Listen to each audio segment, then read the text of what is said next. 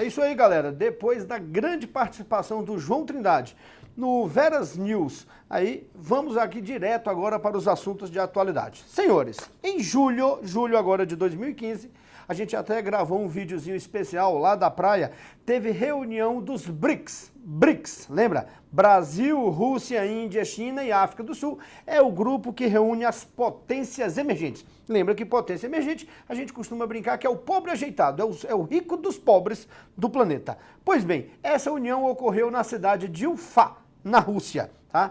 E lá nessa reunião da Rússia, a galera basicamente só concretizou e regulamentou aquilo que já tinha sido decidido na reunião do ano anterior, que foi em Fortaleza, aqui no Brasil, em julho do ano passado. O que foi regulamentado? O Banco de Desenvolvimento dos BRICS. Essas potências emergentes agora têm um banco de desenvolvimento nos moldes do nosso BNDES, nos moldes do Banco Mundial aí, se você quiser fazer uma comparação. A sede do banco fica em Xangai, na China, até porque a China é o mais rico dos BRICS, então banco é coisa de rico, lembra disso, banco é coisa de rico.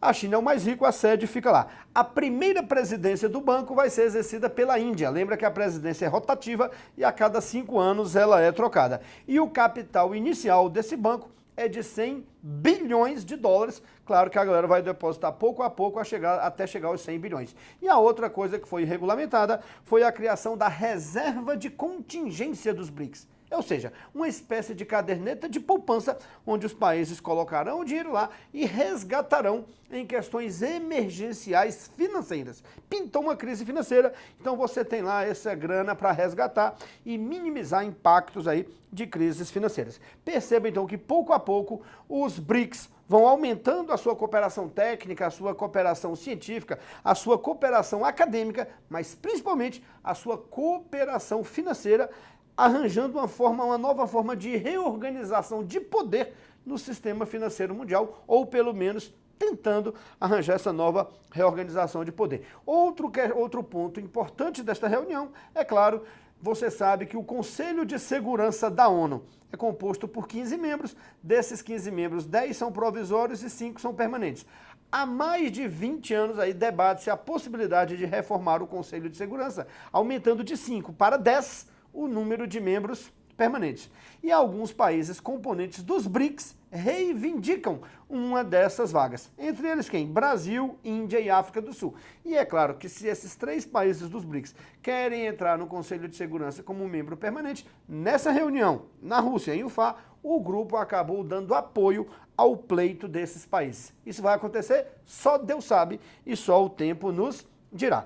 Dentro dos BRICS, eu acabei de falar para você que a principal potência é a China. A China, gente, vinha crescendo aí nas últimas décadas a taxas médias que variavam entre 10% e 12%. Um crescimento prolongado absolutamente fantástico. Mas agora a China está em crise econômica e o país que crescia a taxas de 12% ao ano agora está crescendo a taxas de 7,5%. E hoje, dia 19 de outubro, que estamos gravando isso, foi anunciado a previsão do crescimento chinês chegando a 6,9%, ou seja, ficando aquém daquilo que eles previam, ou seja, ficando pior. Então é uma desaceleração do crescimento econômico chinês. Isso é muito importante porque é muito comum, e já caiu em prova de concurso mais de 20 vezes, dizendo assim, em virtude da crise econômica dos Estados Unidos e do franco crescimento econômico chinês, a China alcançou a supremacia da economia mundial. Errado. O supremo da economia mundial é mesmo os Estados Unidos. Com essa desaceleração, eles vão cobrar de forma diferente. Eles vão dizer, em virtude do decréscimo, do fraco crescimento econômico chinês, ela perdeu a supremacia da economia mundial que tinha sido alcançado recentemente. Novamente errado, porque quem ainda exerce a supremacia são os Estados Unidos. Então fiquem de olho nisso. E aí, gente, a China hoje, lê meus lábios aqui, lê meus lábios. A China hoje é o maior parceiro comercial do Brasil. O maior. Logo, se a China vai mal, a gente vai mal. Tá bacana? O Brasil é um grande exportador de commodity para a China. Soja, minério de ferro e outras coisas mais. Então tu imagina, se a China está em crise, ela produz menos. Se ela produz menos, ela consome menos commodity, menos matéria-prima. matéria-prima. Logo, o Brasil deixa de produzir e isso afeta significativamente a nossa economia. Só para vocês terem uma ideia, dado atualíssimo, agora, de 19 de outubro de 2015, as exportações brasileiras, a receita das exportações brasileiras para a China caíram em 22%. Então veja que à medida que a China se afunda, ela acaba nos levando junto. E aí, com a China em crise, cria uma situação de instabilidade e os próprios investidores na Bolsa de Valores chinesa estão fugindo, buscando mercados mais seguros. E se o dinheiro está saindo do país, a crise se agrava ainda mais. Outro fator aí histórico que contribuiu para essa crise foi a mudança do comportamento econômico chinês. Veja que nas últimas 2 décadas, principalmente, a China produziu em larga escala para exportação. A prova disso é que você, eu, o Papa e o Obama, todos nós temos uma bugiganga chinesa. Mas como o mundo está em crise e está consumindo menos, as exportações chinesas caíram. O que o país usou como estratégia? Passou a investir no crescimento do mercado interno. E nessa de investir no crescimento do mercado interno, a galera acabou investindo muito em bolsas de valores. Só que 80% dos investidores chineses são inexperientes. É aquela galera que não domina plenamente os mecanismos da bolsa de valores. Resultado, no primeiro sinal de que a bolsa está ruim, o investidor inexperiente tira o dinheiro. E quando ele tira o dinheiro, a bolsa cai ainda mais, agravando a crise. Ou seja, meus amores, vamos torcer aí para que essa crise... O índice Dow Jones chegou a cair mais de 1.000 pontos, o que nunca tinha acontecido num único dia. Depois se recuperou um pouco, mas fechou em queda de 3,6%. E o Nasdaq, de empresas de tecnologia, caiu quase 4%. Para os 2 índices, foi a maior queda diária desde 2011. Quem reclama das segundas-feiras hoje teve mais razão do que nunca. Quando o dia começou aqui, as bolsas lá na Ásia já tinham despencado. A de Xangai caiu 8,5%, a de Tóquio mais de 4% e a de Hong Kong mais de 5%. Na Europa também prevaleceu a força da gravidade. Em Frankfurt, a bolsa caiu 4,7%, em Londres também, e em Paris mais de 5%. A chamada Black Monday, segunda-feira negra, é made in China. Na segunda maior economia do planeta, os estímulos do governo parecem ter inflado demais o preço das ações e elas agora estão caindo. Na economia real, a China está crescendo menos e, por isso, comprando menos dos outros países. E o que a China mais importa são commodities, como o petróleo, que hoje fechou a $38 o barril. Fazia mais de 6 anos que ele não era cotado abaixo de 40. O Banco Central americano estava se preparando para aumentar a taxa básica de juros aqui, possivelmente no mês que vem. Essa taxa foi reduzida a quase zero em 2008 para ajudar o país a sair da crise financeira e o aumento agora seria um sinal de retomada da economia americana. Só que com a China mais devagar, o mercado cada vez mais aposta que essa subida nos juros vai ficar para depois. Passe o mais rápido possível, até porque com a China melhorando, melhora também o Brasil. Tá bacana? E aí, o Brasil precisa melhorar por quê, galera? Porque se a gente continua na pendura, o povo é quem paga o pato. A prova disso é que recentemente agora a agência de risco Standard & Poor's rebaixou a nota do Brasil de BBB+, para BB-. Que diabo de BB+ e BB- é isso? Presta atenção, gente. No mundo existem algumas agências de risco. São empresas, associações, contratadas por grandes investidores, por grandes empresas, para estudar politicamente e economicamente os países e dizerem para os investidores se vale ou não vale a pena aplicar dinheiro neste ou naquele país. Essas agências de risco, como a Standard & Poor's, a Fitch Ratings, elas analisam as questões econômicas e políticas. E aí, gente, a situação do Brasil não está fácil. Vamos lá, economicamente, nós estamos com um PIB cuja perspectiva de crescimento é negativa. A gente que cresceu 0,1 no ano passado pode crescer negativamente 1,5. Então nós vamos ter um decréscimo aí de 1,5% no PIB. A inflação, cuja meta era de 7,5%, vai chegar aos 9% ou superar os 9%. O desemprego está em alta e o dólar, que também é outro motor da nossa economia, chegou aí ao patamar dos R$4, superando os R$4, algo que não era visto desde 2013. Então presta atenção, lê meus lábios, lê aqui meus lábios. Nós estamos com frágeis indicadores econômicos. Economicamente a coisa está feia. E aí, galera, a outra variável analisada pelas essas agências de risco é a questão política. Nós estamos vivendo em uma grande turbulência política, várias delas nós falamos aqui com o professor João Trindade aí no Veras News, e entre essas últimas, o quê? A Dilma, ao encaminhar, o governo federal, ao encaminhar o orçamento do ano que vem para o Congresso Nacional, encaminhou com um déficit de 30 bilhões. Significa o quê? O governo disse, eu gastei demais e a gente não tem capacidade de arrecadar o dinheiro suficiente para cobrir todos os gastos. Então, com um orçamento de 30 bilhões de déficit para o ano que vem. Resultado, isso ou leva a corte de gastos ou aumento de impostos. Corte de gastos enfraquece a economia, aumento de imposto, o cidadão não quer nem saber, até porque nossa carga tributária já é reconhecidamente alta. Então esse fator político desestabilizou ainda mais a confiança no país. Tudo isso somado à tal da Operação Lava Jato e todo esse escândalo envolvendo a Petrobras e altas figuras do poder executivo. Resultado, galera, com esse rebaixamento da nota do Brasil de BBB+ para BB-, nós perdemos o Investment Grade. Gostou aí? Inglês cearense 100%. Investment Grade. Que porra é essa, galera? É o grau de investimento. Ou seja, a agência está dizendo o quê? O Brasil não é mais 100% de confiança para você, investidor, aplicar o seu dinheiro. Então, o cara que aplica grana no Brasil, grana essa que é usada para movimentar a nossa economia, ele acaba o que, galera?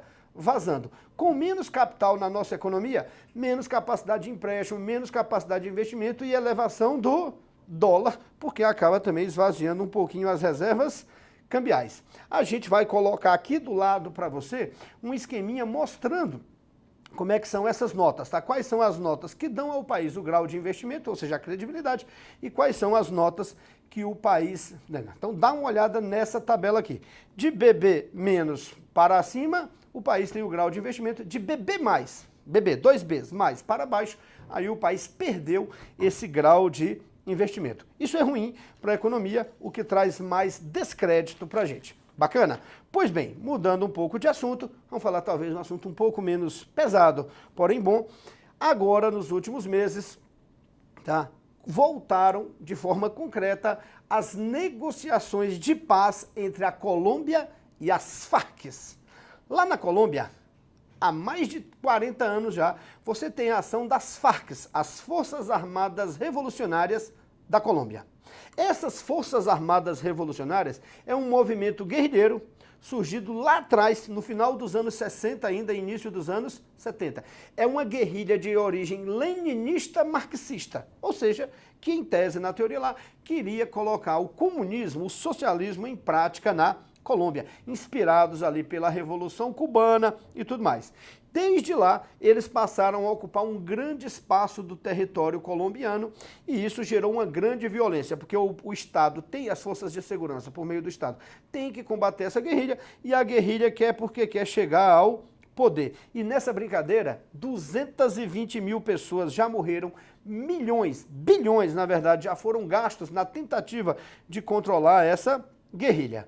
E a partir do ano 2000, Estados Unidos, Colômbia e a União Europeia até passaram a classificar as Farc como uma guerrilha narcotraficante. Segundo eles, a Farc controlava diretamente o narcotráfico. Estou falando segundo eles por quê? Porque isso já caiu em prova. Então, o Brasil, por exemplo, a diplomacia brasileira não considera as Farc uma guerrilha narcotraficante. O governo colombiano e os Estados Unidos consideram que sim, que eles é que controlam o narcotráfico. Então, tomem cuidado com isso nas provas, tá bacana? Se perguntar geral se a Farc é narcotraficante, se ela tem ligações com o tráfico e não disser quem é o país, então você marque como verdadeiro, isso já foi cobrado. Gente, hoje o presidente da Colômbia é Juan Manuel Santos, ex até ministro da Segurança e tudo mais. Um cara que surpreendeu e se abriu para o debate. Cuba entrou como intermediária nessa história e começou a fazer as duas partes dialogarem, as Farc e o presidente. Há mais de 5 anos já vem tentando isso, mas agora, no mês de setembro e outubro, eles se reuniram para valer, em Havana, já que quem está coordenando isso é Cuba, e resolveram assinar, mais precisamente no dia 23 de setembro, 75 pontos de um acordo de paz, que já foram divulgados, tá? parece que finalmente a gente pode alimentar a esperança de que esse movimento guerrilheiro dos mais antigos aqui na América Latina possa chegar ao fim. Entre os pontos principais estão lá a criação de um tribunal especial para analisar os casos do conflito. Um tribunal especial, ou seja, tudo que envolver esse conflito não vai ser julgado pela justiça comum, pelo Poder Judiciário. Haverá um tribunal especial, tá bacana? E dentro disso, o tribunal especial já decidiu que, haverá diálogo e o acordo é que não haverá prisões, ou seja, tá claro aí que tá todo mundo lutando por uma espécie de anistia, tanto por parte do Estado quanto por parte dos guerrilheiros. Ninguém será extraditado. Então os guerrilheiros serão incorporados novamente à sociedade colombiana e não haverá também haverá indenização das vítimas. E isso será regulamentado depois, como é que as vítimas serão indenizadas. Além de Cuba, o governo da Noruega está intermediando isso e o governo do Chile e da Venezuela são ali observadores acompanhantes. Esse acordo tem tudo para dar certo, por quê? Porque dessa vez ele tem o apoio dos Estados Unidos. Os Estados Unidos, que classificam as Farc como uma guerrilha terrorista e narcotraficante, dessa vez estão aí também apoiando, por meio do presidente Barack Obama, esse acordo. E aí nós já já conquistaram alguns avanços referentes à reforma agrária, referente à participação dos rebeldes na política. Provavelmente, depois que tudo se acalmar, a tendência são as Farc virarem aí até um partido político. E aí, gostem ou não gostem, haverá muitas críticas em relação a isso. É importante por quê, galera? Porque você acaba com uma das guerrilhas mais atuantes e mais longas da história da América Latina, o que traz instabilidade para toda a região. Bacana? Pois bem, senhores, uma das grandes personalidades mundiais da atualidade que vem arrebentando aí, tanto na questão religiosa quanto na questão política, é o Papa Francisco, um dos meus ídolos, como eu já falei aqui em outros programas. E o Papa Francisco, que atuou também, minimamente, nessas negociações de paz entre Farc e o governo colombiano, atuou efetivamente, nós já falamos disso em outro Veras News, na reaproximação entre Estados Unidos e Cuba. Vamos lembrar que em dezembro do ano passado, após décadas e décadas, os dois presidentes se falaram ao telefone e iniciaram ali um diálogo para reaproximar as relações diplomáticas entre os dois países, o que foi finalmente, galera, concretizado agora nos últimos meses. Os Estados Unidos abriram uma embaixada na cidade de Havana e Cuba, por sua vez, abriu uma embaixada em Washington. Aproveitando toda essa intermediação aí do diálogo, o Papa Francisco visitou aí no mês de setembro e outubro aí os dois países. Viajou a Cuba e em seguida viajou aos Estados Unidos. O que está por trás também dessa visita do Papa? Nós temos aí a questão política e nós temos a questão religiosa. O Papa já teve aí, contribuiu para reaproximar as relações diplomáticas. Mas lembre-se, desde 1963, a ilha de Cuba sofre o embargo econômico dos Estados Unidos. O embargo econômico continua. E o objetivo político do Papa era também incrementar, fomentar o diálogo para que esse embargo econômico chegue ao fim. E aí a ilha de Cuba se inseriria finalmente na economia globalizada e na economia mundial. Nessa visita do Papa também, os objetivos, além de tentar lutar para o fim do embargo econômico, é claro, está fortalecer a fé católica. Cuba tem um catolicismo ali, com alguns detalhes de mescla com a Umbanda e outras coisas, um sincretismo religioso muito grande. É católico de qualquer maneira, o Papa é o chefe da igreja e ele foi lá fortalecer a fé católica. Na viagem aos dois países, alguns pontos merecem ser considerados.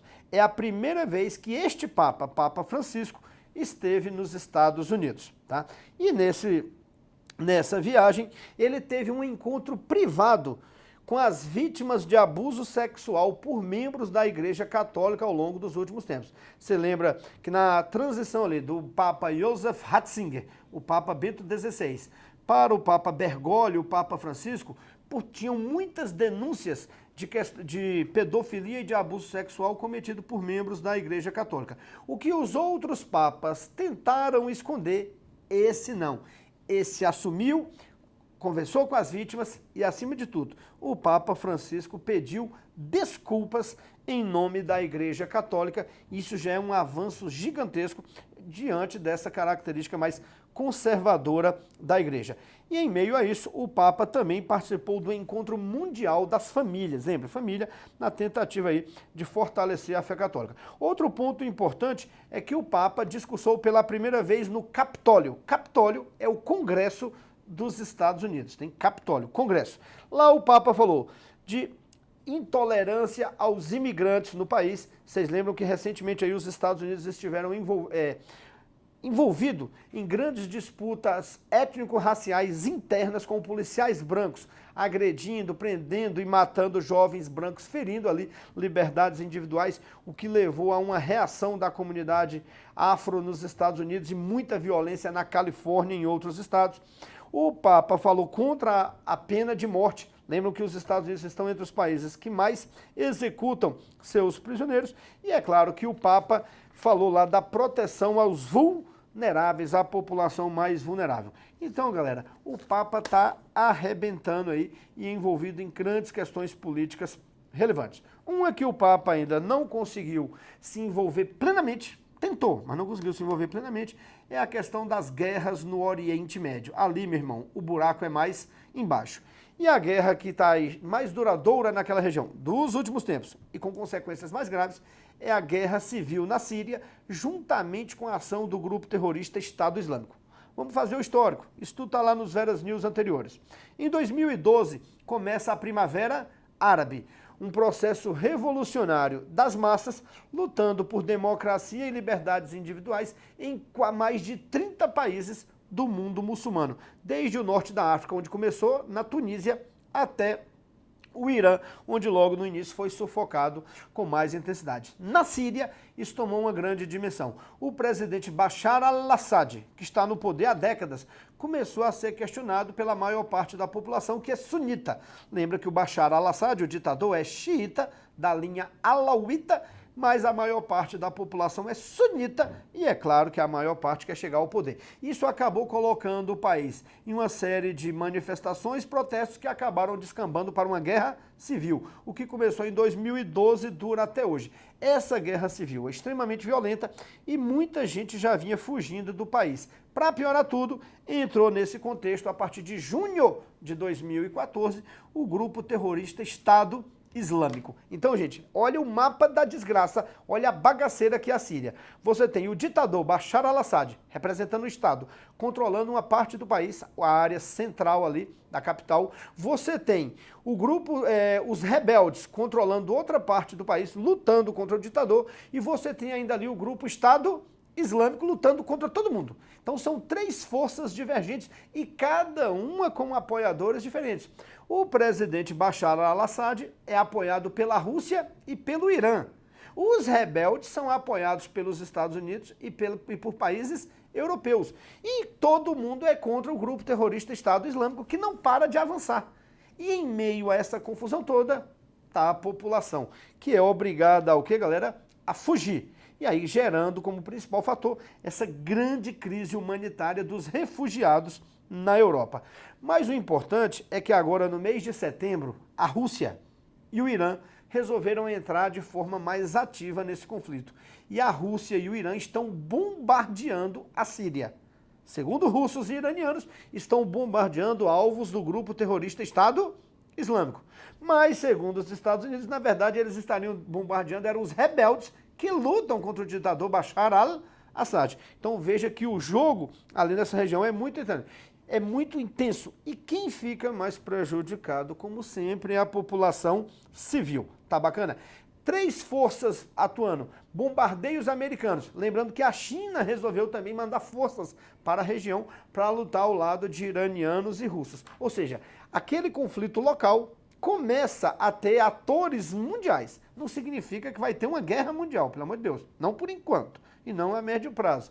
A chance é pequena. Mas começam a ter atores mundiais e uma disputa de poder entre as grandes potências do planeta. O que é bom a gente ficar de olho aberto, orelha em pé, porque a situação é preocupante. E aí, gente, como eu falei, a principal consequência disso é a crise dos refugiados. Vamos revisar essa história toda. Tá bacana? A crise dos refugiados, a galera fugindo da Síria, fugindo dos países do norte da África. Nós já mostramos um mapinha para você no Veras News, vamos repetir aqui, ó. Vai aparecer aqui um mapinha para você. E agora a galera também do Afeganistão, do Paquistão fugindo do Talibã e outras pessoas fugindo de países com extremo grau de miséria e fome na África. Resultado. Vamos revisar aqui, até porque pode ser tema de redação aí nos próximos concursos. Quais são as causas gerais dos grandes fluxos migratórios? Causas políticas, econômicas, sociais, naturais, a exemplo de terremoto e tsunami, ambientais, mas a que mais motiva migrações é mesmo a causa bélica, a guerra. E a guerra, é claro, sempre está relacionada a fatores políticos, sociais e econômicos. No caso lá da guerra, os maiores fluxos migratórios, nós já sabemos, são dos sírios, fugindo ali pelo mar Mediterrâneo, ou pelas rotas terrestres do leste europeu, ali Bulgária, pela Hungria, pela Eslovênia, pela Croácia e pela Sérvia, na tentativa de chegar à Alemanha, e os africanos se lançando lá no mar Mediterrâneo, como a gente está mostrando aqui no mapa, tentando chegar à Europa. Então, para piorar tudo, como a situação foi, uma nova rota surgiu agora. A galera viaja da Síria para a Rússia de avião, de lá pega um trem circulando pelo Ártico, vai bater na Suécia, na Noruega, e de lá os caras tentam entrar na Europa Ocidental. Ou seja, a situação é gritante e tá todo mundo, o que, galera? Fugindo. Nessa brincadeira, tá? 500 mil pessoas já migraram para a Europa entre 2014 e 2015. E mais de 2.500 já morreram afogados no mar Mediterrâneo. E lembre-se, a Europa está passando por uma grave crise econômica, principalmente nos países dos PIGs, Portugal, Irlanda, Itália, Grécia e Espanha, países que já vêm em crise há um bom tempo. A gente explicou a crise da Grécia para você. E aí esses imigrantes chegam justamente nos países mais pobres, mas o objetivo não é ficar ali, é ir para os países mais ricos, Alemanha, França, Inglaterra e tudo mais, gerando um problema europeu. A Europa não consegue coordenar isso, a ONU não consegue coordenar. E aí abre espaço para quê, galera? Para o recrudescimento, para a intensificação da xenofobia, aquela aversão ao imigrante, aquela aversão ao estrangeiro, o que ficou muito bem simbolizado pelaquela imagem da jornalista húngara passando a rasteira, né? Vamos colocar aqui a imagem para você, a imagem da jornalista húngara passando a rasteira no imigrante com a criança no colo. Lembra, a disputa por mercado de trabalho numa Europa já em crise entre os desempregados e os imigrantes leva ao aumento da xenofobia, que é uma forma de violenta muito cruel e muito intensa. Em meio a isso tudo, agora no mês de setembro, 28 de setembro, para ser mais preciso, ocorreu a Assembleia Geral das Nações Unidas. Quase sempre no mês de setembro ocorre a Assembleia Geral da ONU. Gente, a ONU sempre cai em prova de concurso, sempre cai no PAS e no Enem. Então vamos fazer um check-up. Lembra, a ONU foi criada em 1945, no pós-guerra, para substituir a Liga das Nações, que fora criada lá no pós-Primeira Guerra Mundial. A sede da ONU fica em Nova York e o objetivo é manter a paz mundial e aumentar a cooperação entre os países. A ONU funciona como uma espécie de presidência do mundo. Logo, tem que ter um presidente. Recebe o nome de secretário-geral e atualmente o secretário-geral é o sul-coreano Ban Ki-moon, que é considerado por muitos analistas um dos piores secretários gerais que já teve, um cara com pouco carisma, cuja participação é muito questionada aí pela diplomacia internacional. E aí, para exercer suas funções, manter a paz e aumentar a cooperação entre os povos, a ONU atua por meio de órgãos e agências. Órgãos e agências. Você tem o UNICEF, que cuida das crianças, a Unesco, que cuida da educação e da cultura, a OMS, que cuida da saúde, a AIEA, a Agência Internacional de Energia Atômica, que cuida aí do material radioativo, da energia nuclear. Você tem a FAO, né, que cuida da agricultura e da alimentação, e que esta semana divulgou aí um relatório do tanto de alimento que é desperdiçado no planeta Terra, incluindo aqui no Brasil. Mas lembra, o órgão de maior relevância, fora a Assembleia Geral, o órgão de maior relevância na ONU é o Conselho de Segurança, que eu acabei de falar para você aí no Veras News, que é formado por 15 países. Desses, 10 são provisórios e 5 são o que, galera? permanentes. Os provisórios, inclusive, foram trocados agora neste mês. Dá uma pesquisada aí para saber quem são os 5 novos membros provisórios do Conselho de Segurança. Entre eles está o nosso vizinho aqui, o Uruguai. Beleza? E 5 são membros permanentes. Você já sabe que eles são o Recife, Rússia, Estados Unidos, China, Inglaterra e França. Pois bem, a Assembleia Geral da ONU, no dia 28, foi aberta pela presidenta Dilma. Isso cai em prova sempre, eu estou cansado de falar. Sempre, desde 1947, mantendo uma tradição, quem faz o discurso de abertura da Assembleia Geral das Nações Unidas é o presidente brasileiro. Portanto, quem falou foi Dilmão. E o que Dilmão disse lá de importante pra gente? Todo mundo acabou falando dos 2 temas principais. Quais foram os temas principais que dominaram o debate na Assembleia Geral da ONU? A crise dos refugiados e a crise econômica mundial. Todo mundo falou disso. A presidenta Dilma disse que o Brasil está de braços abertos para receber imigrantes sírios. Nós já recebemos cerca de 2.200 e ela diz que nós temos capacidade de receber até 30 mil. Lembrem-se, senhores, que isso é uma tradição histórica do Brasil, receber imigrantes. Japoneses, libaneses, sírios, palestinos, uma porrada de gente ao longo do século, dos últimos 150 anos, alemães, migrou para o território brasileiro. É importante que a gente mantenha assim, essa tradição, até por uma questão de solidariedade, apesar das nossas dificuldades econômicas. Tá bacana? O presidente Obama criticou, lá na Assembleia Geral da ONU, o apoio da Rússia ao ditador Bashar al-Assad da Síria, o que criou uma animosidade até entre os 2 países. O Papa Francisco foi lá na Assembleia Geral da ONU também, falou aí da questão ambiental, que tem sido um corriqueiro, falou da reaproximação entre Estados Unidos e Cuba e falou que o mundo tem também que cuidar dos mais vulneráveis. E outra estrela da região foi o presidente Raul Castro, de Cuba, né, cujo discurso mais atuante foi a respeito da normalização das relações diplomáticas entre Estados Unidos e Cuba e da importância de se acabar com o embargo econômico. E aí teve um fato ali bem simbólico: bandeira da Palestina foi hasteada na Assembleia Geral da ONU. Lembre-se que a ONU oficialmente só reconhece a Palestina como um Estado observador.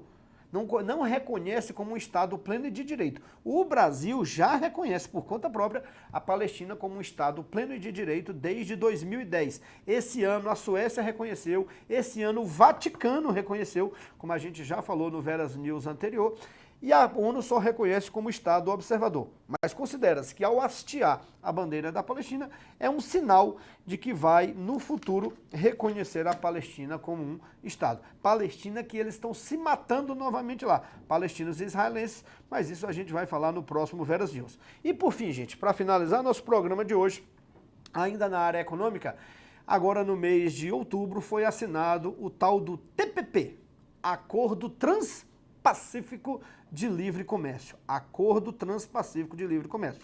Uma das características do processo de globalização na atualidade é a tentativa de eliminar qualquer tipo de barreira que atrapalhe a circulação de mercadorias. E aí surgem aí as ideias de livre comércio, surgem os blocos econômicos, a exemplo da União Europeia, do Mercosul, do NAFTA, surgem os grupos de interesse, a exemplo do G7, do G8, dos BRICS. Então, todos esses grupos, todos esses blocos e todas essas tentativas de livre comércio têm como objetivo o quê?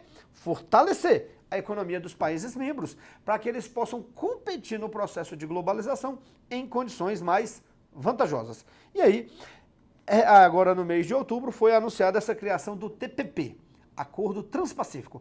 Gente, esses países já vinham negociando há 5 anos e ali vinham pouco a pouco aparando as arestas. Ele foi anunciado com a criação com 12 países banhados pelo Oceano Pacífico. Quem são as 2 maiores potências e que respondem por boa parte do PIB desse bloco? Estados Unidos e Japão. Você ainda tem outras meio potências aí, como o Canadá, a Austrália, tem países emergentes como o México e tem países de pouca significância econômica como o Brunei, né, lá na Ásia. Então é um grande acordo, tem o Chile também está por lá, é um grande acordo que representa 40% do PIB mundial. Tá? Para que esse acordo desse certo, os países foram pouco a pouco eliminando suas barreiras, né? Um abriu mão disso, o outro abriu mão daquilo, senão não teria como chegar a esse acordo. E foram eliminando o quê? Barreiras protecionistas de setores que suas economias não são competitivos. Os japoneses, por exemplo, abriram mão do imposto sobre a carne, o outro abriu mão de produtos farmacêuticos, outros produtos industrializados. Todo mundo cedeu um pouquinho para que se chegasse ao acordo. Lembro-te que para que esse acordo entre em vigor, ele tem que ser ratificado pelos parlamentos dos países membros. Então, o Poder Executivo assinou, mas depois esse acordo vai ser levado ao Congresso dos Estados Unidos, do Canadá, do México, do Brunei, do Vietnã, para que cada Congresso faça. Se o Congresso não autorizar, o acordo não se concretiza. Tudo, é claro, leva a crer, que vai se concretizar. E aí, duas observações. A Organização Mundial do Comércio é o órgão da ONU que trata dos grandes acordos comerciais internacionais e um dos objetivos da OMC é justamente lutar pelo livre comércio. Mas lê meus lábios, lê aqui. Esse acordo não teve a participação direta da OMC, o que mostra que o órgão está um pouco fragilizado. E lembro que esse órgão hoje, a OMC, é secretariado, é presidido pelo brasileiro Roberto Azevedo. Tá? O Brasil, que teve grande atuação na OMC em anos anteriores, acabou levando a Secretaria-Geral da OMC, mas a OMC está um pouco fragilizada nesse momento e os países estão buscando acordos bilaterais ou multilaterais com poucos países, mas sem a atuação direta da OMC, que busca um acordo global. Outro ponto importante é que especialistas criticaram bastante o Brasil. Por quê? Porque o Brasil tem se voltado para o comércio do Mercosul e tem sido pouco atuante e com pouca disposição para fazer acordos mais globais com outros países. Muitos dizem que o Brasil está perdendo o trem da história ao se voltar para a micro-região América do Sul, América Latina e esquecer os grandes acordos internacionais. É isso aí, galera. Chegamos ao fim de mais um Veras News, né? Agradecendo aqui toda a equipe, Tiago, Danilo, Aninha, que ajudaram a gente a produzir, agradecendo a participação lá do professor João Trindade, que atua com a gente aí no Veras News, e a gente se encontra aí nos próximos programas. Fiquem de olho no programa Veras News e agradeço ao curso IMP por ter aí cedido o professor João Trindade para participar da gente aqui de forma tão brilhante desse programa. Um abraço, até a próxima. Deixem aí suas críticas e seus comentários lá no YouTube para que a gente possa sempre aperfeiçoar esse mecanismo de comunicação. Um abraço a todos e até mais.